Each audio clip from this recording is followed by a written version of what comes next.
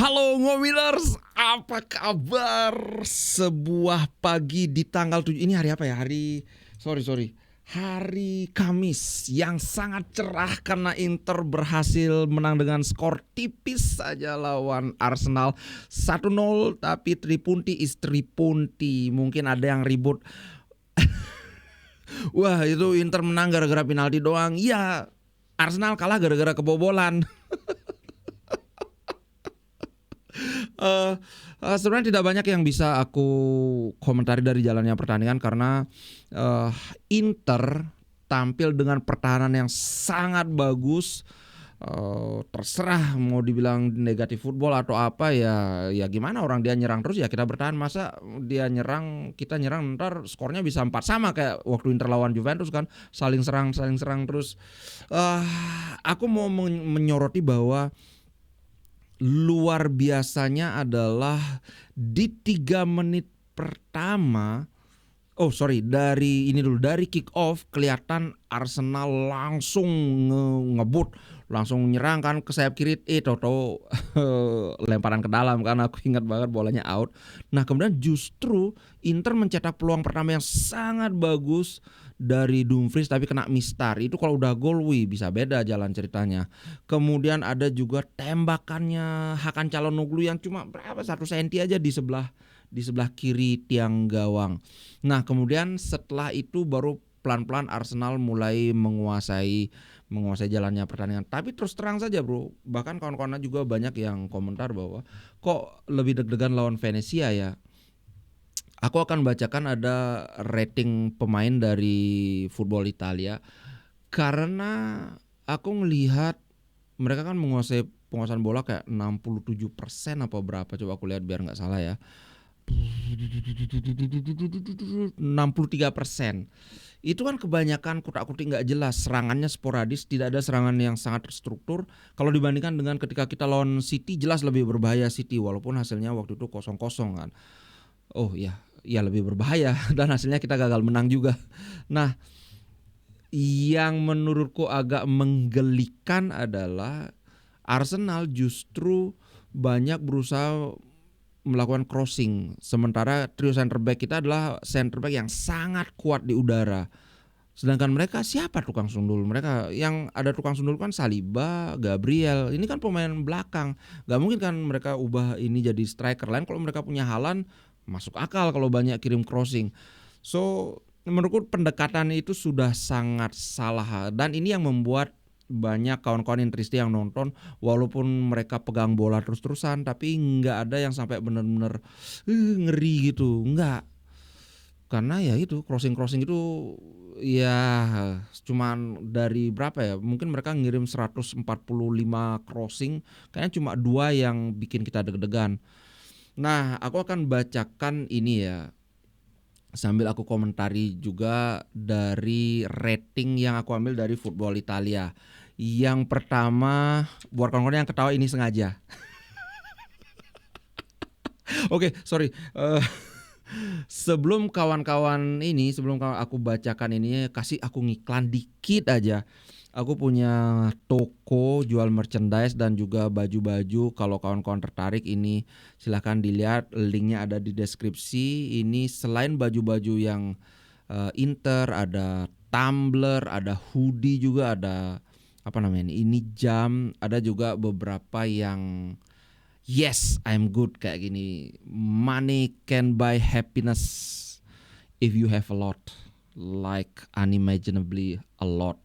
So baju-baju yang tulisannya aneh-aneh lah, yang lucu-lucu, yang sarkas gitu. Kalau kawan-kawan tertarik silahkan belanja di sana, oke? Nah kalau kawan-kawan tidak tertarik juga silahkan dicek barang-barang etalase. Aku punya kerjasama afiliasi juga sama Shopee, silahkan, siapa tahu ada yang menarik buat kawan-kawan. Oke, sekarang kita lanjut. Terima kasih sudah nonton iklanku. Yang pertama Sommer 6,5. Ya kalau aku sih kasih ya 6,5 6,8 lah. Karena apa? Mereka nyerangnya banyak, Arsenal nyerangnya banyak, dan kalau nggak salah hitung dia melakukan 4 apa 3 penyelamatan ya. Coba aku lihat aja biar nggak salah. Kalau di SofaScore bahkan dia dikasih rating 7,7.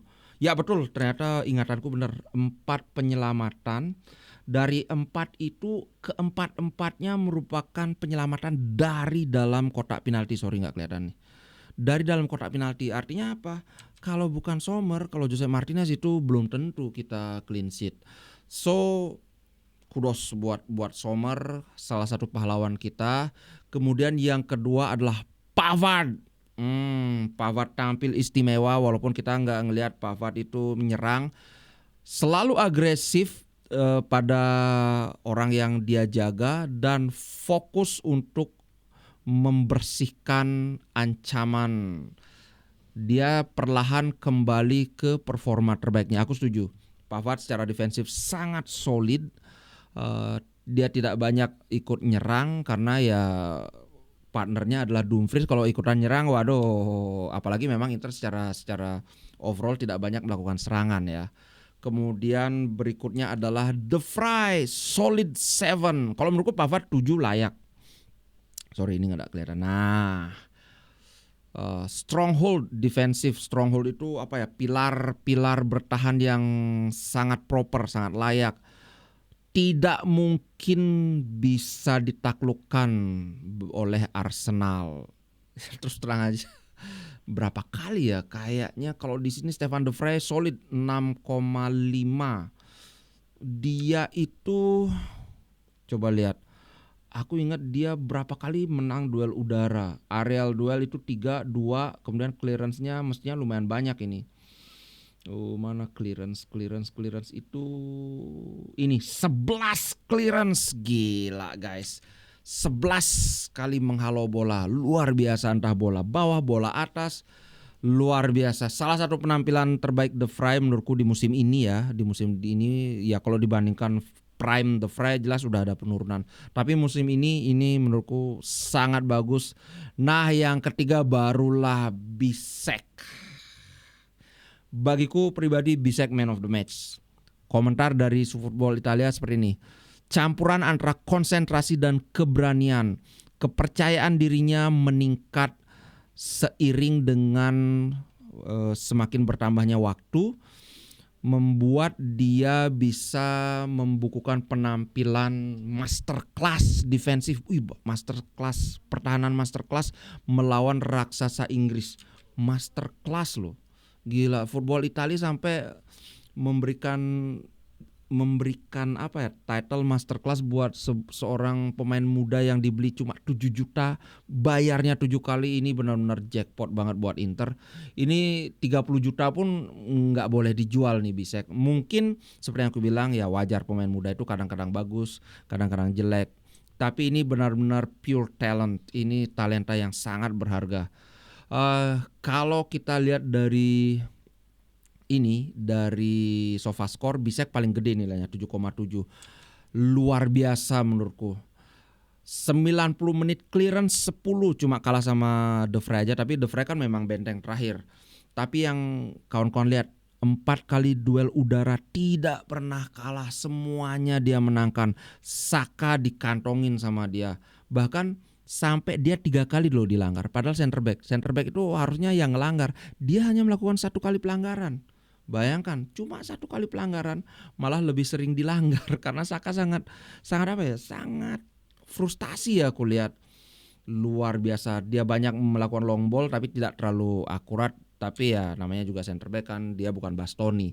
So, ini tanpa diragukan lagi penampilan terbaik Bisek, lebih bagus daripada ketika dia lawan Manchester City. So, bagiku pribadi Bisek adalah man of the match. Sangat secara feeling, secara statistik juga sangat terlihat. Kemudian di lapangan tengah lagi-lagi kita tahu siapa ini ya, tersangkanya, Fratesi, bro. Fratesi di sini dikasih 5. Kalau aku sih nggak kasih 5, 6 lah. Dia kelihatannya kesulitan untuk menemukan posisi yang tepat di kanan ketika Inter bertahan dalam periode yang lama di babak pertama dan sangat kekurangan akurasi ketika melakukan kombinasi dengan teammate-nya. Betul banget. Bisek itu kayak hilang. dia nggak ngerti ketika Inter main mode bertahan itu dia tetap ngilang-ngilang aja mau overlap ke depan, mau nyerbu kotak penalti, tapi padahal nggak ada yang akan kasih suplai bola ke dia. Sehingga tadi kalau kawan-kawan lihat di babak pertama itu ada ininya apa namanya?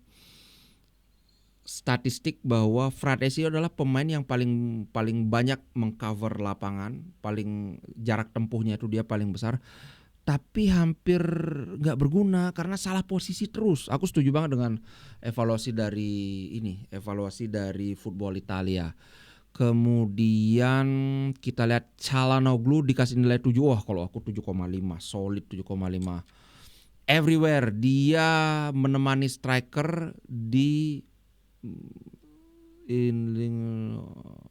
maksudnya menemani striker dalam membangun pressing sebagai apa ya?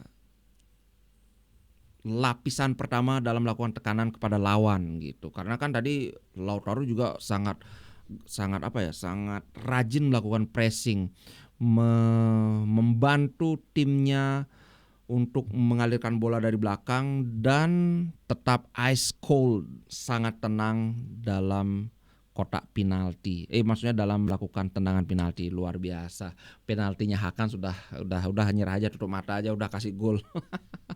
Kemudian satu lagi pasangannya adalah Zielinski 6, menurutku 6,5 bahkan 7 dapat ini.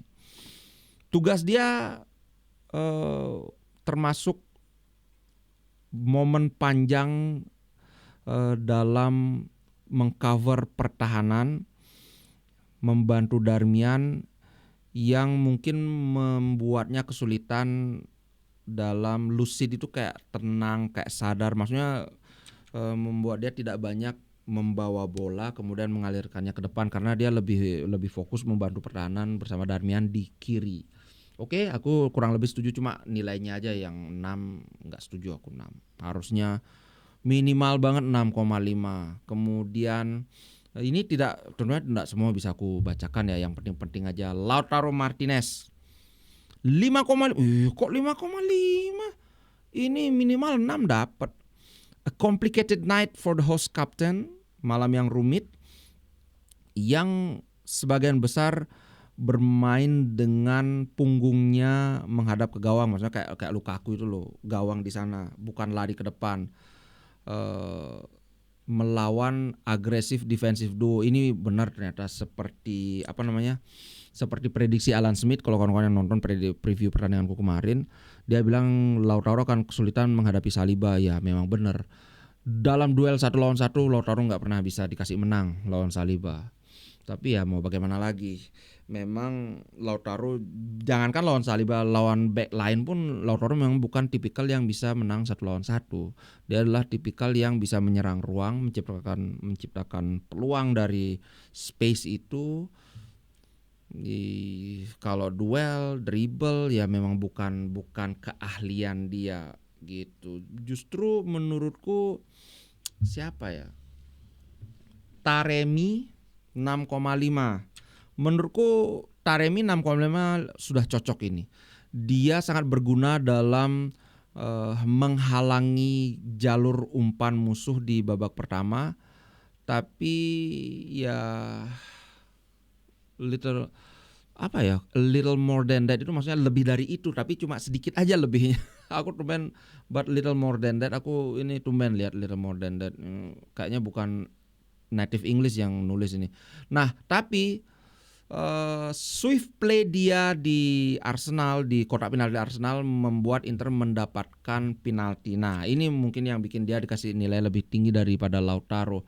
Kalau menurutku Lautaro itu sangat berguna, walaupun aku setuju dengan kata complicated night karena dia lebih banyak bertahan Lautaro. Karena menurutku ya percuma juga kalau Lautaro maksa nyerang, aliran bola ke depan itu sedikit banget karena Inter benar-benar mode bertahan. Ngomong-ngomong, kalau ini aku mau perlihatkan suatu statistik menarik di Liga Champions, bahwa bukan kebetulan Inter dan Atalanta adalah satu-satunya tim di Liga Champions yang belum kebobolan sampai sekarang. Lihat nih sampai ke bawah. Kalau ke bawah kan udah pasti banyak bobol. Yang kedua itu ada Liverpool yang baru kebobolan 1 saja. So Ya mungkin ini adalah reputasi Italia sebagai tim yang sangat kuat dalam bertahan. Aku lihat OBS, lihat ini. Yang penting menang. Aku nggak lihat sih gimana gini ya coach, tapi pasti marah-marah ya. Yakin lah aku marah-marah karena satu mungkin dia kan cenderung kesel lihat tim yang mainnya bertahan. Kedua, dia pasti kesel juga lihat Arsenal yang nggak ada kreativitas dalam membongkar pertahanan Inter karena lawan City, Inter juga mainnya agak bertahan. Tapi City itu lebih kreatif mainnya. Kalau ini mereka kan crossing berapa kali crossing ya? Aku pingin tahu berapa jumlah pastinya Arsenal melakukan crossing. Kayaknya mungkin di sekitar angka 40 atau 45. Sebentar, aku pingin tahu banget. Kita lihat di passing. Nah ini dia. Crossing itu 46. Oh meleset satu lagi kan aku bilang 40 atau 45, ternyata 46. Cuma 10 yang kena tepat sasaran, itu pun yang nggak bagus kan karena posisinya udah susah. So 46 crossing. Cornernya banyak banget. Terakhir aku lihat 14 ya. Berapa kali mereka corner, kayak banyak banget. Corner 13. Sorry bukan 14, ini 13 cornernya. Kayaknya 14 deh, aku ingat 14. Tapi anyway, kelihatan banget Arsenal tidak punya kreasi, sudah kehilangan akal untuk membongkar pertahanan Inter. Mungkin kalau Odegaard kalau Odegaard itu apa namanya ya, fit, dia main dari awal, mungkin lini tengah mereka akan lebih kreatif, bisa melakukan penetrasi dari tengah atau melalui mungkin through pass.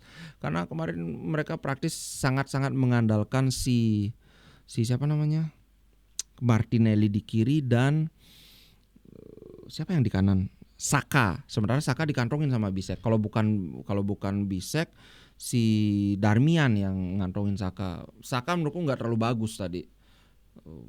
Gocek-gocek nggak jelas. Malah kayaknya Martinelli lebih membahayakan ya. Walaupun dia nggak bisa ngegocek nembus, tapi sering umpannya tuh tembus, umpan pendek itu kan. Jadi udah dijaga, kemudian ada pemain Arsenal yang nyusup di belakang, kemudian dikasih bola. Di sini sering tembus. Cuman lagi-lagi nggak ada artinya karena tidak banyak mereka bisa masuk ke dalam kotak penalti Inter. So this is ugly win, harus diakui ini adalah kemenangan yang tidak cantik. Tapi di sisi lain juga aku tidak merasa ada ancaman yang sangat membahayakan dari Arsenal.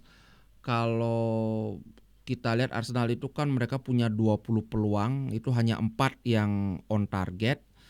Itu pun enggak ini. Kalau kawan-kawan gimana ngerasa? Kalau ini kan aku lebih kepake feeling ya. Aku bilang lawan City lebih dagdikduk. Lawan Venezia lebih dagdikduk. Kenapa lawan Venezia lebih dagdikduk? Karena kita kan banyak nyerang. Beberapa kali kita kena serangan balik yang paling bikin yang paling bikin kita dagdikduk banget itu kan pada saat JHS overlap, kemudian dia crossingnya diteruskan crossing lagi, kemudian siapa namanya dia strikernya yang kemudian nembak tapi bisa diselamatin sama Sommer, itu benar-benar gitu banget. Tapi kalau dalam lawan Arsenal benar-benar nggak ada, bukan benar-benar nggak ada, sedikit banget momen yang bikin kita ini. Paling pas tembakannya siapa ya yang tadi diselamatin sama satu aja, penyelamatannya Sommer yang menurutku agak bikin ketar-ketir, tapi selebihnya gitu sih menurutku. Kalau menurut kawan-kawan gimana? Sebelum aku tutup, aku mau bilang bahwa bagiku man of the match adalah Bisek. Tapi kalau Hakan juga sangat bisa dimengerti karena ketika Hakan bermain sangat mendikte tempo Inter, mengalirkan bola dengan sangat cepat. Berkali-kali dia umpan terobosan dia dari kedalaman itu sangat membahayakan. Dan terutama ya itu nyetak gol dari penalti, dan gol ini jadi gol kemenangan Inter. So guys, itu dulu untuk konten kali ini. Sampai jumpa di konten berikutnya. Ciao guys.